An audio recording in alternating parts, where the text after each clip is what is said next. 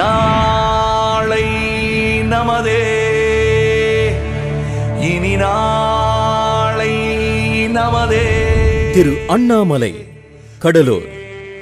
ஆதரவற்றோருக்காகவும் ஏழை எளிய மக்களுக்காகவும் பல உதவிகள் செய்வதோடு சமூக பணிகளையும் செய்து வருகிறார்.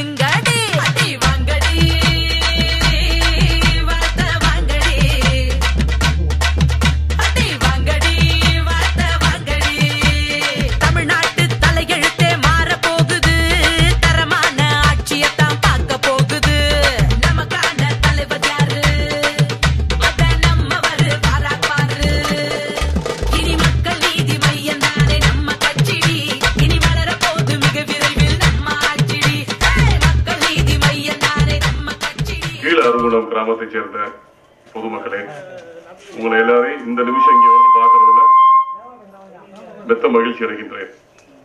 நினைச்சு பார்க்கல இவ்வளவு பேர் அப்படி பார்ப்பேன் அப்படின்ட்டு. ரொம்ப சந்தோஷமா இருக்கு. உங்களுக்கு எல்லாம் தெரியும், கமல் சார் நடிகராக இருந்து நல்ல பேர் வாங்கினவர், நிறைய புகழை ஈட்டினவர்.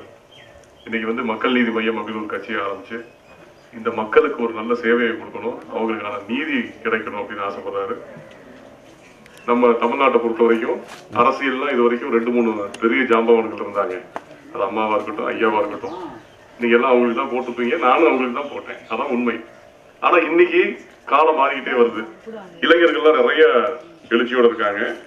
இப்ப நீங்க வந்து கிராமத்துல இருக்கனால உங்களுக்கு வந்து ஒரு அளவுக்கு இதை பத்தி விஷயங்கள் புரிஞ்சிருக்கும். அதே மாதிரி வேற இடத்துல இருக்கவங்களுக்கு வேற மாதிரி யோசிக்கிறாங்க. அப்ப எல்லாருக்கும் ஒரே மாதிரி என்ன தோணுது இப்ப அப்படின்னா, அம்மா இருந்தாங்க, ஜெயலலிதா அம்மா இருந்தாங்க, அவங்க வந்து பெரிய ஆளுமை மிக்கவங்க, யாருமே மறுப்பு சொல்ல முடியாது. அதே மாதிரி கலைஞரையாவும் நல்ல சர்வீஸ் கொடுத்துருக்காரு. ஆனா இன்னைக்கு இருக்க நிலைமையில இவங்க 2 பேரும் கிடையாது. அவங்களுக்கு அப்புறம் வாரிசு வந்துட்டாங்க, இல்லைன்னா ஒரு பெரிய கும்பல் சேர்ந்துட்டு அவங்களுக்குள்ளே எல்லா காசையும் கொள்ளையடிச்சுட்டு மக்களுக்கு எதுவுமே கிடைக்காத மாதிரி பண்றாங்க. இதை நம்ம இன்னமும் அனுமதிக்கணுமா? கூடாது. நீங்க அதை புரிஞ்சுக்கணும். ஏன்னு கேட்டீங்கன்னா, இப்போ மற்ற நகரத்துல இருக்கவங்களுக்கு வேற மாதிரி வாழ்க்கை அமைஞ்சிருச்சு. கிராமத்துல இருக்க எல்லாருமே கஷ்டப்பட்டுக்கிட்டே இருக்கீங்க. இப்ப நாங்க வரும்போது வண்டி எங்க வர முடியாது அப்படின்னாங்க.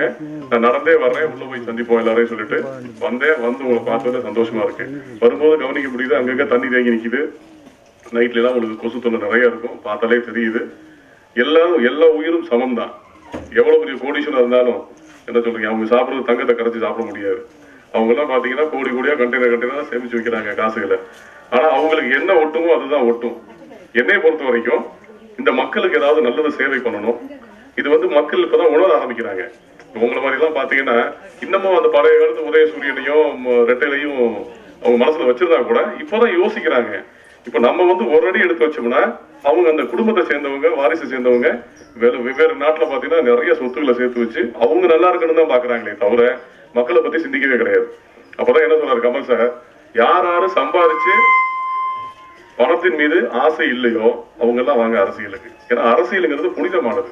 உங்களே பாத்தீங்கன்னா எல்லாருக்கும் ஒரு கஷ்டம் இருக்கு, குடும்பம் இருக்கு, குட்டிங்க இருக்கு, பார்க்கணும், கல்யாணம் காட்சி எல்லாம் இருக்கு.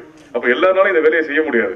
ஒரு சில பேருக்கு அந்த எண்ணம் வரும், மத்தவங்களுக்கு ஹெல்ப் பண்ணணும், முன்னாடி நின்றுட்டு ஏதாவது பண்ணணும்னு ஆசைப்படுவாங்க இல்லையா? அந்த மாதிரி ஆளுங்கெல்லாம் வாங்க அப்படின்னு கூப்பிட்டதுக்காக என்னை மாதிரி ஆளு நானா பாத்தீங்கன்னா வெளிநாட்டுல வேலை செஞ்சாலுங்க, சுத்தினாலுங்க. அதெல்லாம் விட்டுட்டு இந்த மக்களுக்கு ஏதாவது நல்லது செய்யணும். நம்ம போகையில காசு பணம் தேவை கிடையாது, 4 பேருக்கு நல்லது செஞ்சோம்னு நினைக்கிறோம். அதனால நம்ம வந்து நான் ஒன்னும் பெருசா என் கையில இருந்து ஒண்ணு செலவழிக்க போறது இல்லை. நீங்க அதை புரிஞ்சுக்கணும். இப்ப நான் வந்து பாராளுமன்ற உறுப்பினரா இருக்கேன் அப்படின்னா அது சம்பளம் கொடுக்க போகுது கவர்மெண்ட். அப்ப நம்ம ஒரு சேவையா நினைச்சு ஒரு வேலைக்காரனா, முதல் வேலைக்காரனா வந்து இந்த மக்களுக்கு தேவையான விஷயங்களை செஞ்சு கொடுக்கணும். அதுதான் முக்கியம். இப்ப நீங்க பாத்தீங்கன்னா நான் வரும்போது இப்போ ஒரு எத்தனையோ கிராமங்களை 10-15 நாள்ல பாத்துட்டேன். ஒரு கிராமத்துல இதே நிலைமை தான். எங்க திரும்பினாலும் சைக்கிள் ஒரு குடத்தை கொண்டுட்டு போறாங்க, இல்ல இடுப்புல தூக்கிட்டு போறாங்க. தண்ணி பிரச்சனை இப்பவே ஆரம்பிச்சிருச்சு. இன்னும் வைகாசி மாசம் தான் எப்படி இருக்கும்னு தெரியல. அப்படிலாம் வந்தா பெரிய கொடுமையாயிடும். தண்ணி மட்டும் தான் பிரச்சனையா?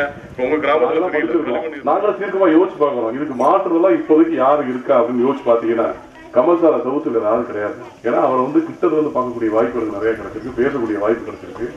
அவர் வந்து படிக்கல சொல்றாரு. ஆனா அறிவு, பயங்கர அறிவு.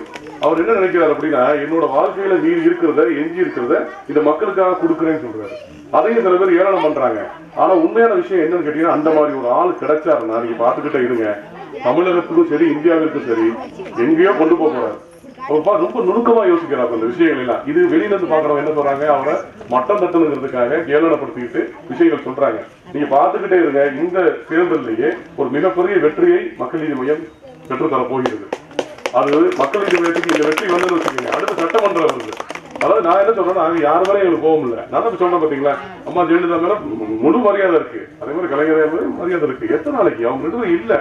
அப்ப அதை வந்து கரெக்டா செய்யறதுக்கு இப்ப யாரு இருக்கா அப்படின்னு பாத்தீங்கன்னா, இன்னைக்கு இருக்கிறதுல கமல் சார் மிஞ்சதுக்கு யாரும் கிடையாது. அதனால ரெண்டாவது அவர் வந்து அவர் இருக்கிற நிலைமைக்கு உங்களுக்கே தெரியும், நல்ல படம் பண்றாரு, பெரிய கோடி கணக்கில் சம்பாதிக்கிறாரு. அதே மாதிரி 2 படத்தை பண்ணிட்டு சந்தோஷமா இருந்து போயிடலாம். எதுக்காக வரணும், மக்களுக்கு சேவை பண்ணணும். ஒருத்தர் வர்றாரு அப்படின்னா அதை சரியா நம்ம பயன்படுத்திக்கணும். அதனாலதான் என்னை மாதிரி ஆளுங்க படிச்சவங்க எங்க மக்கள் நீதி மைய கட்சியில பாத்தீங்கன்னா எல்லாருமே தானா சேர்ந்த கூட்டம், காசு கொடுத்து சேர்க்கறதுலாம் வேலையே கிடையாது.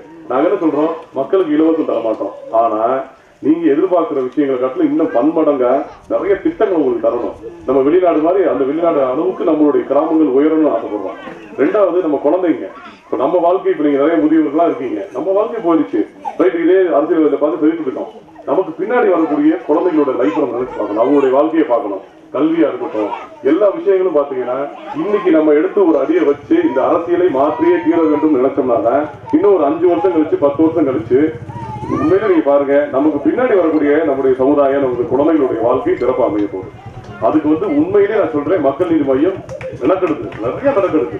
அதனால இந்த வாய்ப்பை நீங்க பயன்படுத்திக்கிங்க. நான் சொல்றது வந்து ரொம்ப என்னுடைய உள்ளத்தின் அடித்தளத்துன்னு சொல்றேன், உண்மையை சொல்றேன். அதனால நீங்க வந்து உங்க மக்கள்கிட்ட எல்லாம் உங்களுடைய எங்க பழக்கம் இருக்கோ சொல்லுங்க. ஒரு பெரிய மாற்றத்தை மக்களால் நினைத்தால் முடியும். ஏன்னு கேட்டீங்கன்னா, அரசியலை பொறுத்த வரைக்கும் யார் உண்மையான எஜமானர்னா மக்கள் தான்.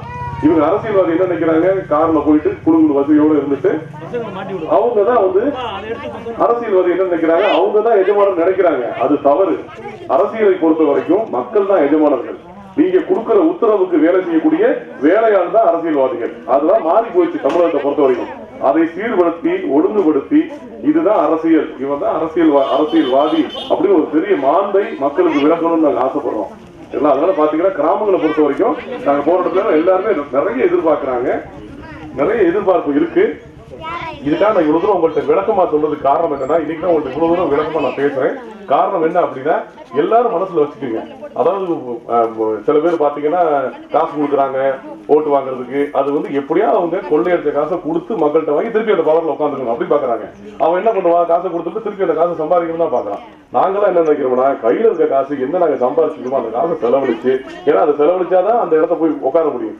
உட்காந்தோம்னா இந்த மக்களுக்கெல்லாம் என்னென்ன முடியுமோ அவங்க எதிர்பார்க்கறத காட்டணும், இல்ல பெரிய வகைகளை அவங்க செஞ்சு அவங்க மகிழ்ச்சி அடையணும். அவங்களுக்கு வந்து நீங்க இப்ப ரேஷன் பொருளா எடுத்துன்னு வச்சுக்கீங்களேன், எங்களுடைய தேர்தல் அறிவிக்கையில பார்த்து சொல்லியிருக்கோம், நீங்க ரேஷன் கடையில போனா எவ்வளவு கூத்து நடக்குது பாருங்க. பாதி பேர் நீங்க போகலாம், உங்க பேரை போட்டு இன்னொரு எடுத்துட்டு போயிடுவான். இதெல்லாம் நடந்துகிட்டு இருக்கு. ரேஷன் பொருட்கள் வீடு தேடி வரும். 2 குடிசை இல்லா தமிழகம். குடிசை இல்லாம மக்களுக்கு அதுக்கான வசதிகள் என்னென்ன பண்ண முடியும். இது வந்து நீங்க இப்ப இருக்கக்கூடிய தேர்தல் வந்து பாராளுமன்றத்துக்கான தேர்தல். ஏன் பாராளுமன்ற தேர்தலுக்கு முக்கியத்துவம் வாய்ந்தது அப்படின்னா, டெல்லியில போய் உட்கார்ந்தாலும் வச்சுக்கோங்களேன், இப்ப நம்ம பிரதமர் மோடி இப்ப இருந்துட்டு இருக்காருல்ல, அவர் கண்டுக்கவே இல்லை. விவசாயத்தை கண்டுக்கல, தமிழகத்தை கண்டுக்கல, தமிழ் மக்களை கண்டுக்கல. இதையெல்லாம் மாற்றி தமிழ்நாடு சிறப்பு வாய்ந்தது, தமிழகம் இல்லாமல் இந்தியா இல்லை என்பதை உணர வேண்டும். அவர்கள் அதுக்குள்ள அழுத்தத்தை கொடுத்து போராடி அடித்து பேசி என்ன வேணும் இந்த மக்களுக்கு அப்படிங்கிறத அவங்களுக்கு தெரியப்படுத்தி, ஏன்னா இப்ப அவங்கள்ட்ட ஒரு 1000 கோடி இருக்குன்னு வச்சுக்கோங்க, யாரு வந்து முதல்ல கேட்கறாங்கன்னா கொடுத்துட்டு போயிடுவான், இல்லாதவங்களும் விட்டுருவாங்க வாய்ப்பு இல்லாதான. அது மாதிரி விடாம எங்கள் மக்கள் உயர்வானவர்கள், அவர்கள் நல்லா இருக்கணும் அப்படிங்கிற எண்ணத்தோட மக்கள் நீதி மையம் சார்பா எடுத்து பேசி உங்களுக்கு எல்லாம் என்னென்ன கிடைக்கணுமோ கிராமங்களுக்கு செய்யணும்னு ஆசைப்படுறோம். 2வது, உங்களை தேடி அடிக்கடி வரக்கூடிய ஒரு சேவகனா நான் இருப்பேன். அந்த ஒரு உறுதிமொழியை உங்களுக்கு தர முடியும். நீங்க வந்து உண்மையிலே நீங்க புகழணும் இல்ல பாராட்டணுக்கா சொல்ல கிடையாது. என்னுடைய விருப்பம் என்ன அப்படின்னா, அடித்தட்டு மக்கள் எல்லாம் அவங்களுக்கு உபயோகமா இருக்கணும். இனிமே வரக்கூடிய இந்த குழந்தைகள் இருக்காங்க பாத்தீங்களா, அவங்க எதிர்காலத்துல பெருமைப்படுற மாதிரி அரசியல்வாதிகள் அமையணுங்கிறது எங்களுடைய ஆசை. சோ மறந்துடாதீங்க, உங்களுடைய தேர்தல் நாள் அன்னைக்கு ஏப்ரல் 18 அன்னைக்கு நீங்க வாக்கு போட போகும்போது வந்துட்டாங்க. ஆமா, இப்பவே பாக்குறேன் நிறைய கமல் சார் இருக்கிறாங்க. இந்த கூட்டம் இன்னும் பல்கி பெருகும் நம்புறேன்.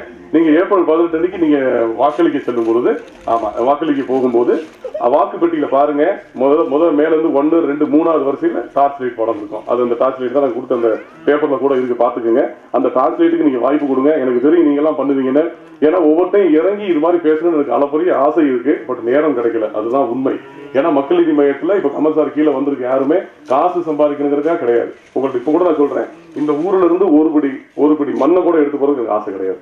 என்னால் முடிந்த அத்துணை நல்ல விஷயங்களையும் உங்களுக்கு தர வேண்டும். அதுதான். ஏன்னா திருப்பி சொல்றேன், எனக்கு செய்யற வேலைக்கு அரசு சம்பளம் தரப்போகுது. நான் வெறும் ஃப்ரீயா இலவசமா பண்ண போறது கிடையாது. அந்த வேலைக்கு உகந்த ஆளை கரெக்டா கண்டுபிடிச்சு தேடி அவங்கள வழி நடத்தி உட்கார வைக்க வேண்டிய பொறுப்பு மக்களோட பொறுப்பு. அது உங்க கையில இருக்கு. இது சின்ன கிராமம் வந்தாலும் நான் இவ்வளவு தூரம் பேசியிருக்கேன். ஏன் அப்படின்னா நீங்க உண்மையை உணரணும் அப்படிங்கிறதுக்காக தான். அதுக்கு மிக ரொம்ப தகுதி உடையவர் கமல்ஹாசன் அவர்கள். அதுல எந்த மாற்று கருத்தும் கிடையாது. ஆமா, உங்க வீட்டுல எல்லாம் சொல்லுங்க.